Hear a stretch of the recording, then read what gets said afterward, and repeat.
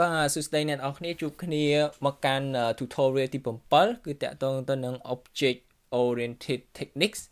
ហើយនេះគឺមិនមែន slide ទេគឺជាលក្ខណៈដូចជាលំហាត់តិចតួចចឹងណាយើងមើលទាំងអស់គ្នាតែម្ដងទៅគឺយើងថាមាន following question គឺគេឲ្យយើងធ្វើការ redraw នៅ following collaboration diagram ហ្នឹងទៅជា sequence diagram ហើយ showing នៅ occurrence on the message បាទនេះគឺរូបភាពដែលគេឲ្យមកគឺ collaboration diagram គឺមាន client order ហើយ order line អញ្ចឹងយើងបានមកឲ្យនេះគឺដំបូងគឺយើង get total សិន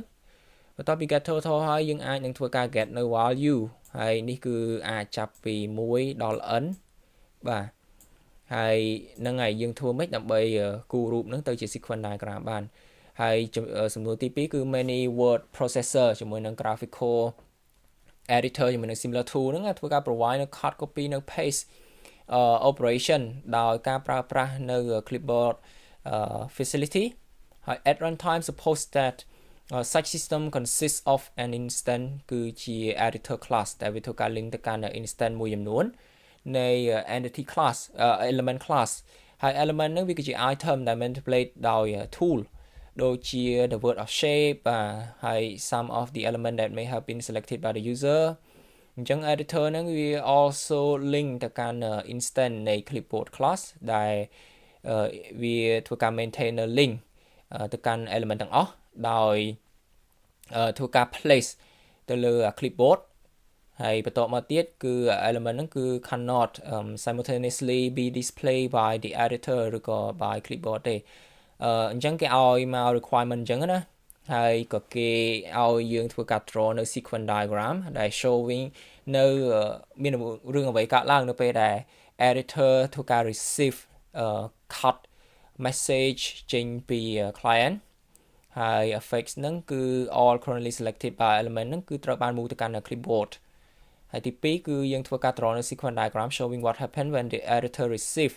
នៅ paste message ចេញពី client មួយគឺ cut មួយគឺ paste ហើយ the effect ហ្នឹងគឺ all element on the clipboard គឺ move back to the editor បាទត្រូវបាន move ទៅកាន់ editor វិញ